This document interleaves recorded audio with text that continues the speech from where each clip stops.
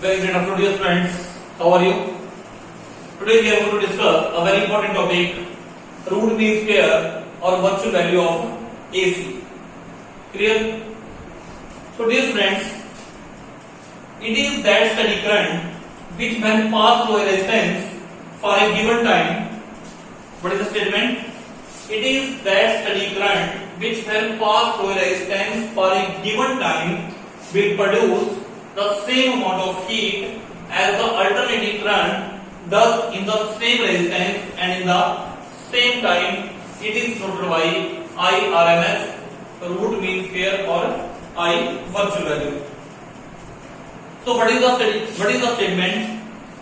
Root mean square value or virtual value of alternating current is defined as it is that steady current which, when passed through the resistance, will produce the same amount of heat as is produced by alternating current itself in the same resistance and in the same time. क्या कहा मैंने? It is that steady current which, when passed through the resistance, will produce the same amount of heat as is produced by alternating current itself in the same resistance and in the same time. It is noted by I RMS or IV, root mean square or virtual value. Clear? Now we have to find the relation between virtual value and peak value of AC.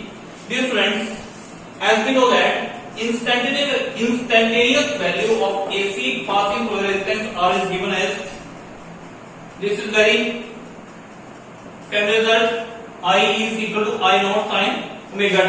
This is very well known result, I is equal to I naught sin omega t.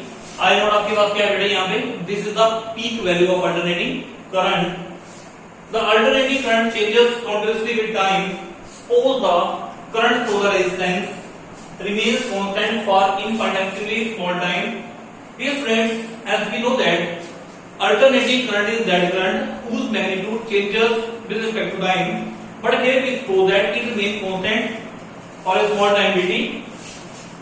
Then small amount of heat produced in the resistance R in time dt is given as small amount of heat. कौन से फॉर्मूले से calculate करेंगे? Joule's law of heating से H is equal to I square R T. अगर heat small है then dH is equal to I square R dt. So dear friends, let's see. Then small amount of heat produced in the resistance R in time dt is given as, क्या रहेगी बेटा यहाँ से? dH is equal to I square R dt. Formula आपने ये लिया है कैसे? H is equal to I square R T. लेकिन इन स्मॉल टाइम dt, अगर टाइम स्मॉल है तो हीट भी अपनी क्या देगी? स्मॉल. तो dH is equal to I square R dt. So from here total amount of heat produced from here, so total amount of heat produced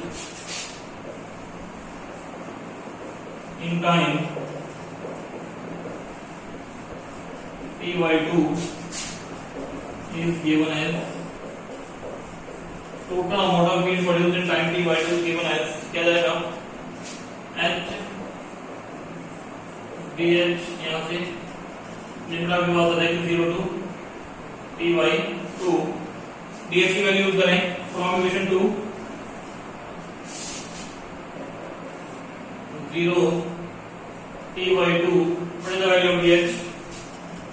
I square R dt.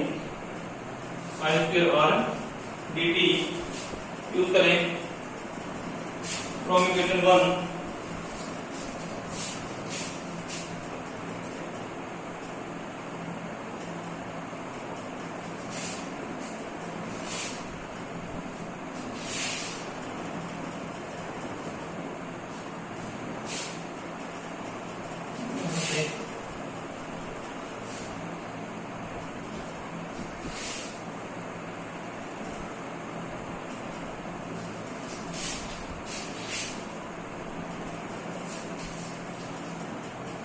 by using 1 की बजाय बेटा आपके पास h is equal to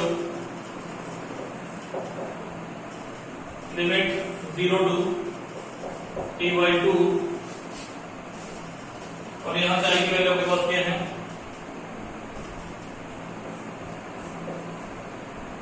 i की value using equation 1, i की value आपके पास बन जाएगी i is equal to i naught sine omega t square r dt, this was from equation 1, i is equal to i naught sine omega t, उसके बाद equation number 1।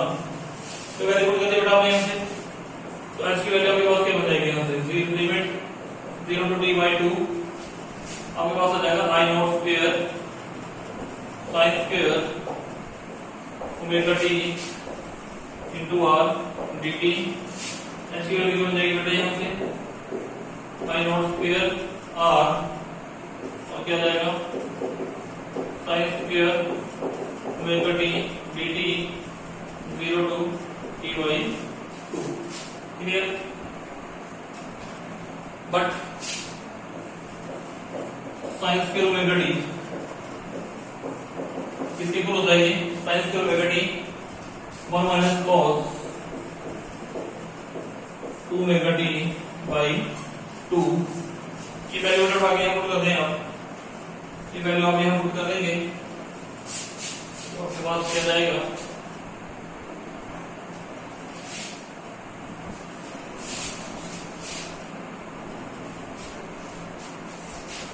Value हम यहाँ put कर देंगे, ये वाली वैल्यू यहाँ पुट कर दें, h is equal to i not square r sine square omega t यहाँ क्या जाएगा 0 to t by 2 sine square omega t क्या जाएगा 1 minus cos 2 omega t by 2 into dt, clear.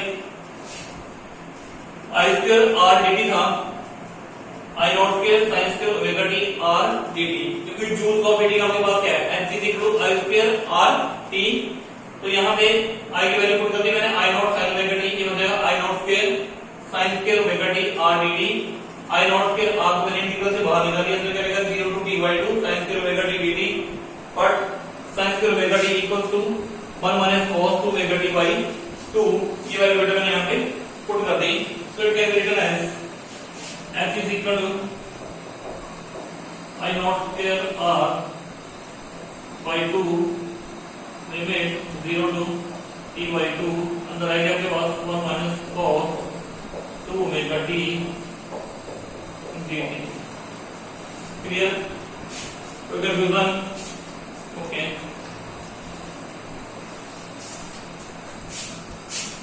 Let's see बेटा आगे हमारे पास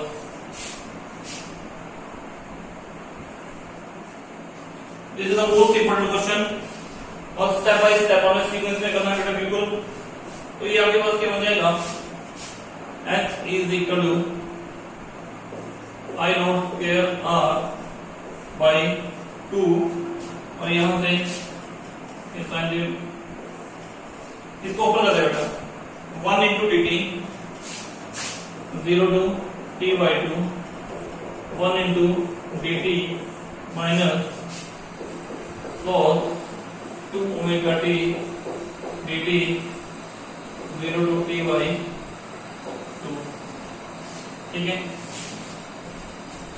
तो यहां से इसको आप I1 लिख दें, दिस इज इंटीग्रल I1 यहाँ पे क्या है, इंटीग्रल 1, I1 इंटीग्रल ये वाला, दिस इज इंटीग्रल ये, ठीक है। तो दिस इज इक्वेशन नंबर 3, ये इक्वेशन आपकी कौन सी है, दिस इक्वेशन नंबर 3। I1 बेटा ये करंट नहीं है, this I1 represent here the only integral, integral I2, ये इंटीग्रल को रिप्रेजेंट कर रहे हैं।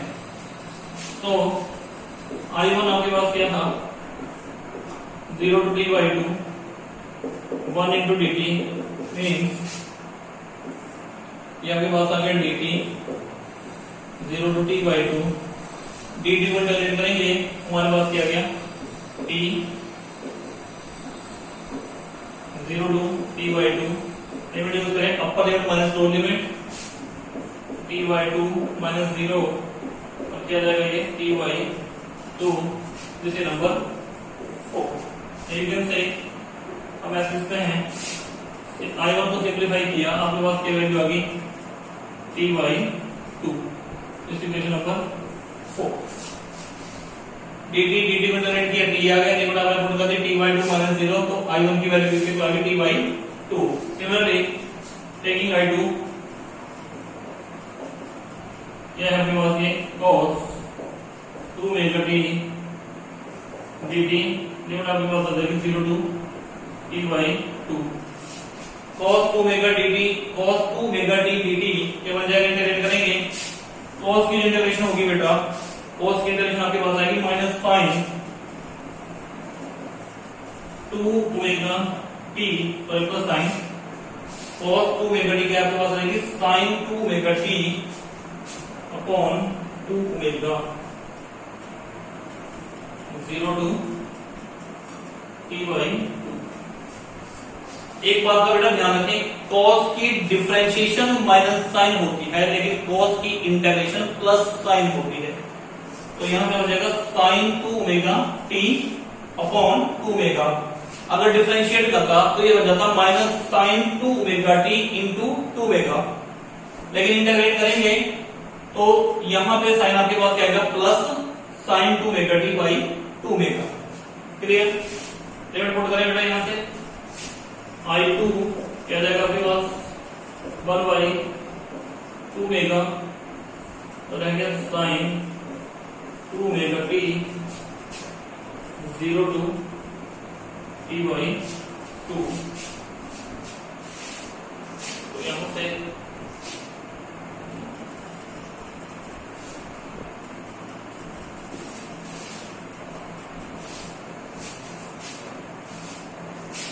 I2 की वैल्यू क्या जाएगी बेटे, यहां से I2 is equal 1 by 2 omega और यहां से sin 2 ओमेगा t की वैल्यू पुट कर दें ty2 minus sin 2 omega into 0 upper limit sin 2 omega, यहां t लिखा हुआ ty2 minus sin 2 omega into 0। y2 बेटा आपके पास क्या है 1 by 2 omega sin 2, what is the value of omega 2 pi upon t into ty2 minus sin 0, 2 omega into 0, omega की value कितनी बेटा आपके पास 2 पाई अपॉन t, तो t से t कैंसिल और ये कैंसिल आपके पास यहां से, यहां से I2 की वैल्यू आपके पास कितनी आ गई, यहां से 1 अपॉन 2 ओमेगा और यहां से आपके पास आ गया ये sin 2 पाई माइनस sin 0, तो ये सारा फैक्टर ये 2 पाई भी 0 आपके पास होता है, sin 0 भी 0, तो I2 की वैल्यू आपके पास कितनी आ गई 1 बाई 2 ओमेगा इंटू 0, कितना आ गया ये 0। And this is number 5। This implies I2 की वैल्यू आपके पास आ गई 0, this is number 5। Clear? Check करें बेटा यहां से I2 की वैल्यू cos 2 omega t dt, integrate किया sin 2 ओमेगा t अपॉन 2 omega, limit 0 to t by 2, 1 upon 2 omega बाहर निकाल दिया आपने, sin 2 omega t 0 to t by 2, 1 by 2 omega sin 2 omega upper limit minus sin 2 omega lower limit, तो 2 omega की value 2 pi upon t into t by 2 minus sin 0, 2 से आपने 2 cancel, t से t cancel, sin 2 pi minus sin 0, तो इसकी value sin 2 by 0, sin 0 0, तो आपके पास वैल्यू कितनी आ गई यहां से 0, I2 आपके पास आ गया 0। So putting 4 and 5 in equation 3, now putting equation 4 and 5 in 3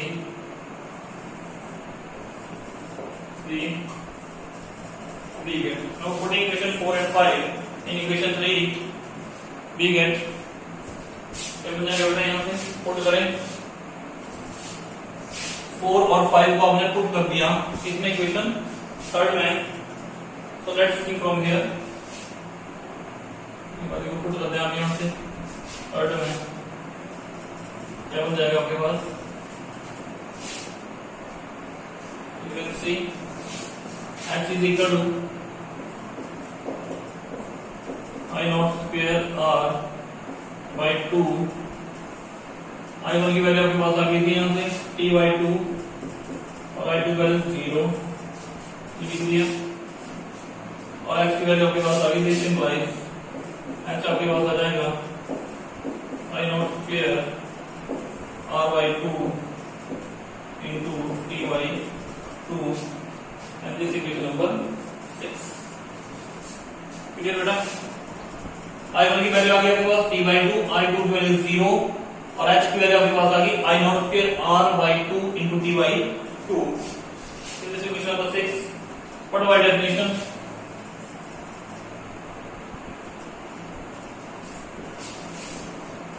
What about definition?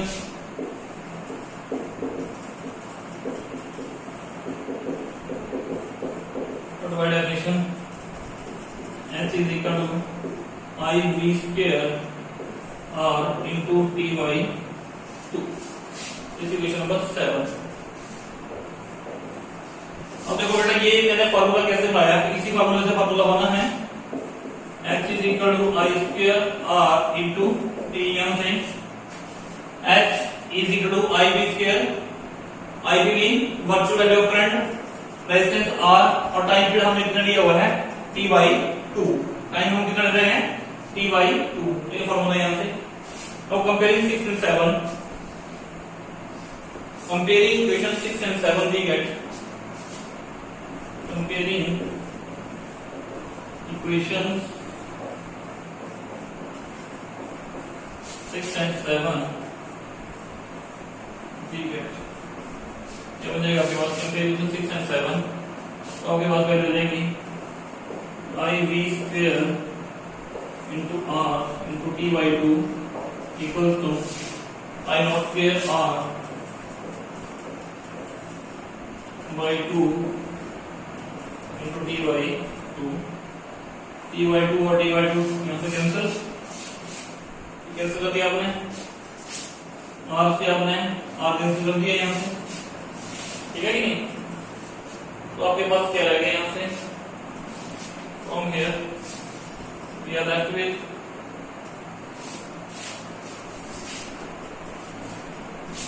इन दोनों इक्वेशन को देखो, ये टी बाई 2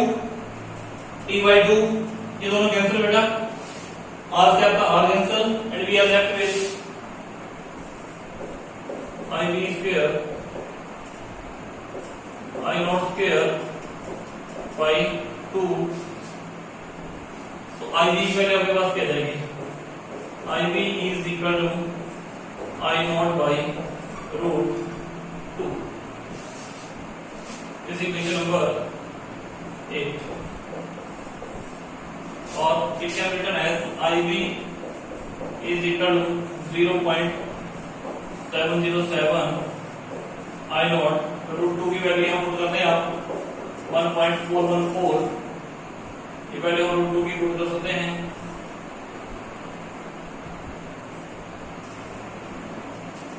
रूट 2 की वैल्यू आपके पास आ जाएगी 1.414 और यहाँ पे मैंने वैल्यू पुट कर दी, तो सिंपलीफाई करके मेरे पास आ गया I B is equal to 0.707 I not और I B equals to 70.7% I not. Similarly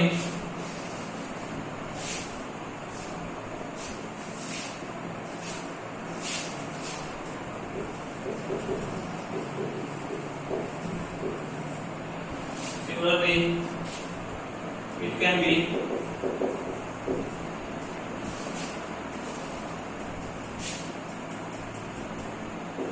can be proved that virtual value of alternating EMF EV is equal to E naught by root 2 और EV आपके पास आ जाएगा 0.707 707 E not.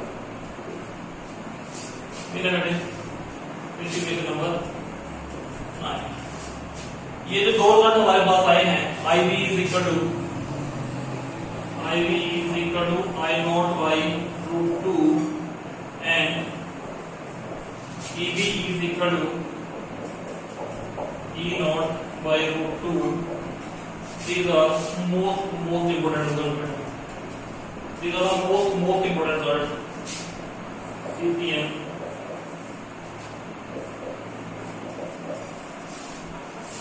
Clear है? So dear friends, I hope ये question आपको बहुत अच्छे से समझ आ गया होगा. Okay dear friends, thank you. Have a nice day.